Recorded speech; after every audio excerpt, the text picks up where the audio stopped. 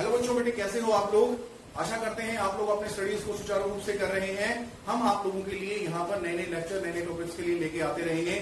आज हम दोबारा से व्यावसायिक संस्था के उस प्रारूप के बारे में अध्ययन करने जा रहे हैं जिसको हम साझेदारी के नाम से जानते हैं, जिसका आधार म्यूचुअल ट्रस्ट एंड फेथ होता है।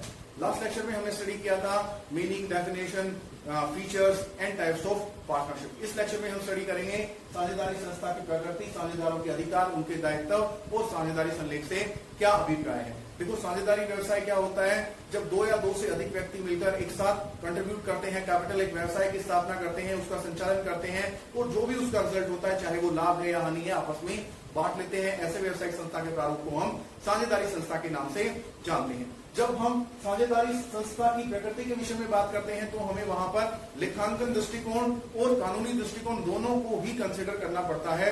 जब हम बात करते हैं अकाउंटिंग पर्सपेक्टिव की, तो साझेदारी संस्था और साझेदार अलग अलग होते हैं। हम खाते तैयार करते हैं साझेदारी संस्था के, ना कि साझेदारों के।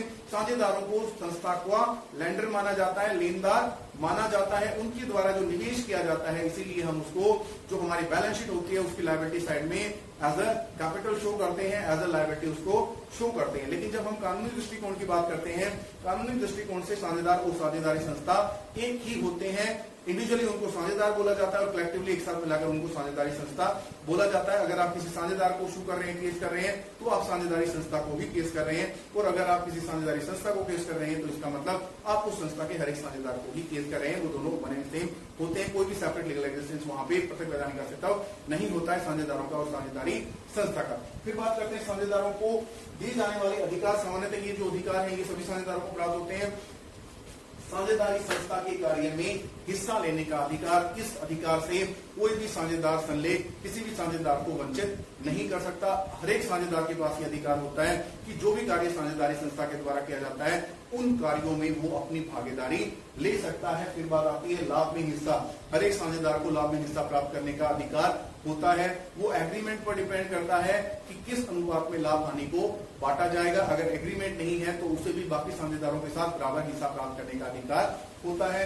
फिर बात आती है कंसल्टेशन। जब भी कोई महत्वपूर्ण या कोई भी निर्णय संस्था के द्वारा लिया जाएगा या साझेदारों के द्वारा लिया जाएगा, उसमें हर एक साझेदार की भागीदारी होना आवश्यक है। अदरवाइज अगर किसी साझेदार को इग्नोर करेंगे तो वो साझेदार पार्टनरशिप के डिसोल्यूशन के लिए या समापन के लिए मांग कर सकता है, उठा सकता है। फिर आते हैं कॉन्सेंट। जब नए साझेदारों को शामिल किया जाता है या किसी पुराने साझेदार को सेवानिवृत्त किया जाता है, उस समय हर एक साझेदार की सहमति आवश्यक होती है। अगर कोई भी साझेदार इसको कॉन्सेंट एक्सटेंड नहीं करता है, उस दशा में किसी नए साझेदार को शामिल नहीं किया जा सकता और किसी पुराने साझेदार को भी रिटायर नहीं किया जा सकता, प्रोवाइडेड वो पार्टनरशिप एट विल नहीं है या वो पार्टनरशिप बाय एग्रीमेंट नहीं है। उस दशा में क्या होता है पार्टनरशिप एट विल में कि कोई भी साझेदार कभी भी एक रिटर्न नोटिस देकर रिटायरमेंट प्राप्त कर सकता है, उसके लिए कॉन्सेंट की आवश्यकता नहीं होती है।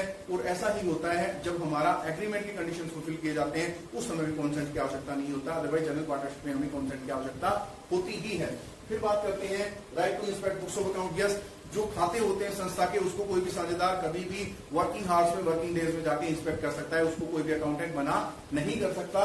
फिर बात आती है इंटरेस्ट। अगर साझेदार ने कोई लोन दे रखा है साझेदारी संस्था को, तो उस लोन पर कम से कम न्यूनतम 6% वार्षिक की दर से ब्याज प्राप्त करने का अधिकार है। अगर उस लोन के लिए कोई अनुबंध है जिसके अंदर 6% से ज्यादा ब्याज की दर मेंशन की गई है, तो उसको अधिकार है कि वो ज्यादा ब्याज की दर को प्राप्त करे। तब आप उसको नहीं बोल सकते हैं कि आपको 6% की दर से ब्याज दिया जाएगा। फिर बात करते हैं इंडेंटिफिकेशन। अगर किसी साझेदार ने संस्था के लिए या साझेदारी संस्था को जिस व्यय का भुगतान करना था उस व्यय का भुगतान उसने अपने पर्सनल पॉकेट से कर दिया, तो उसे वह व्यय प्राप्त करने का अधिकार है या उस व्यय के बदले कोई लाभ प्राप्त करने का अधिकार है जिसका मूल्य उतना ही होना चाहिए। फिर बात करते हैं रिटायरमेंट। धारा 32 की दशाओं को पूरा करते हुए हर एक साझेदार को सेवानिवृत्ति प्राप्त करने का अधिकार होता है, या तो सभी पार्टनर्स के कॉन्सेंट से या एग्रीमेंट की कंडीशंस को फुलफिल करके, या पार्टनरशिप एट विल है तो रिटर्न नोटिस सर्व करके वो रिटायरमेंट प्राप्त कर सकता है। अब बात करते हैं रिस्पॉन्सिबिलिटी। दायित्व तो क्या क्या होते हैं? जैसे हर एक साझेदार को लाभ में हिस्सा प्राप्त करने का अधिकार है, वैसे ही उसका दायित्व है कि जो भी हानि संस्था को हुई है उसको भी वो उसी प्रपोर्शन में सफर करे, बियर करे जिसमें उसने लाभ को एंजॉय किया है। फिर आती है पार्टिसिपेशन।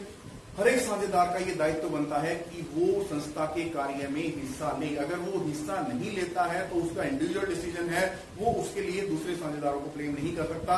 और अगर साझेदारी संस्था को लॉस हो जाता है तो वो उससे भी मना नहीं कर सकता कि ये मेरे द्वारा लिए गए निर्णयों की वजह से नहीं हुआ है। तो उसको ये दायित्व है, उसकी रिस्पॉन्सिबिलिटी है, ड्यूटी है कि वो संस्था के कार्य संचालन में हिस्सा ले। फिर बात आता है यूज ऑफ फॉल्स नेम। कोई भी साझेदार संस्था के नाम को अपने निजी व्यवसाय के लिए या निजी लाभ के लिए प्रयोग नहीं कर सकता। अगर वो ऐसा करता है तो इस बात की सूचना उसे बाकी साझेदारों के साथ साझा करनी पड़ेगी।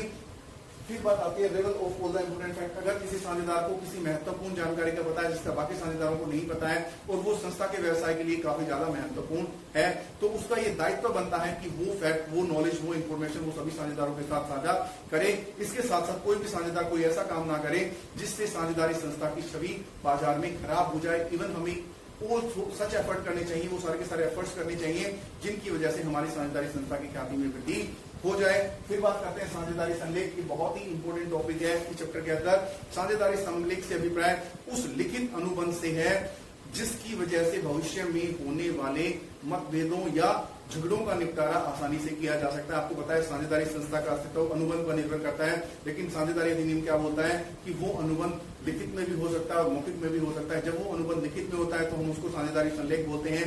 इसके अंदर सभी महत्वपूर्ण बिंदुओं को मेंशन किया जाता है जिससे संबंधित भविष्य में विवाद उत्पन्न हो सकता है। जैसे संस्था का नाम क्या रहेगा, उसका एड्रेस क्या रहेगा, साझेदारों के नाम क्या है, उनकी एड्रेसेस क्या है, टाइप ऑफ पार्टनरशिप वो जर्नल है या स्पेसिफिक पार्टनरशिप है, नेचर ऑफ बिजनेस जो कार्य वो करेंगे, क्या वो वस्तुओं का उत्पादन करेंगे, वो विक्रय करेंगे या वो फिर वो सेवाओं का उत्पादन या विक्रय करेंगे, किस साझेदार ने कितना निवेश साझेदारी संस्था में किया है, उसको लाभ में कितना हिस्सा मिलेगा, क्या उससे आहरण पर ब्याज लिया जाएगा, क्या उसको पूंजी पर ब्याज दिया जाएगा, क्या उसे किसी प्रकार का वेतन या कमीशन प्राप्त करने का अधिकार होगा, अकाउंटिंग का मेथड क्या रहेगा, अकाउंटिंग का पीरियड क्या रहेगा, डेट ऑफ कमेंसमेंट क्या होगी, ड्यूरेशन ऑफ पार्टनरशिप क्या होगी, क्या Garner versus Murray rule apply होगा या नहीं होगा, रिटायरमेंट और एडमिशन के केस में रूल क्या रहेंगे, अगर कोई विवाद का निपटारा करने के लिए हमने म्यूचुअली एग्रीड मैकेनिज्म डिवाइस किया है तो वो क्या है। इस प्रकार के महत्वपूर्ण बिंदुओं को साझेदारी संलेख में मेंशन किया जाता है ताकि भविष्य में होने वाले विवादों का निपटारा आसानी से किया जा सके without wasting time and resources. फिर बात आती है अगर साझेदारी संलेख हमारे पास नहीं है तो उस दशा में कौन से नियम, कौन से रूल्स हमारे लागू होंगे। देखो ये जो दो अधिकार है पार्टिसिपेशन और प्रॉफिट, इससे हम किसी भी साझेदार को डिप्राइव नहीं कर सकते हैं, चाहे एग्रीमेंट रिटर्न में है या ओरल में है। हर एक साझेदार को साझेदारी के कार्य संचालन में हिस्सा लेने का अधिकार है, हर एक साझेदार को लाभ में हिस्सा प्राप्त करने का अधिकार है। अगर एग्रीमेंट हमारा रिटर्न में है तो उस अनुपात में जो अनुपात मेंशन किया गया है, अगर हमारा एग्रीमेंट रिटर्न में नहीं है उस दशा में हर एक साझेदार को इक्वल रेशो के अंदर, समान अनुपात के अंदर लाभ में हिस्सा प्राप्त करने का अधिकार होता है। किसी भी साझेदार से आहरण पर ब्याज नहीं लिया जाता, किसी साझेदार को कैपिटल पर इंटरेस्ट नहीं दिया जाता, ना ही किसी साझेदार को कमीशन और सैलरीज दिए जाते हैं।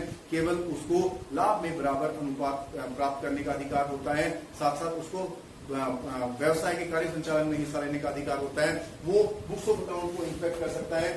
रेट ऑफ इंटरेस्ट, अगर उसने कोई लोन दे रखा है तो 6% वार्षिक की दर से उसको उस लोन पर ब्याज प्राप्त करने का अधिकार भी होता है। इंडेंटिफिकेशन का राइट भी उसको होता है, कॉन्सेंट का राइट भी होता है, कंसल्टेशन का राइट भी होता है। लेकिन लाभ उसको किस अनुपात में मिलेगा, बराबर अनुपात में मिलेगा। रिटायरमेंट का राइट भी उसको रहेगा, चाहे एग्रीमेंट रिटर्न में है या ओरल में है। This is all about today's lecture. I am sure that you must have gain knowledge about all this concept. If you have liked our lecture, you must subscribe it, share it, and comment to us if there is any doubt. Dear student, we are again requesting you stay safe, stay home. We are coming very soon with our next lecture. Till then, have a goodbye. Enjoy your good times.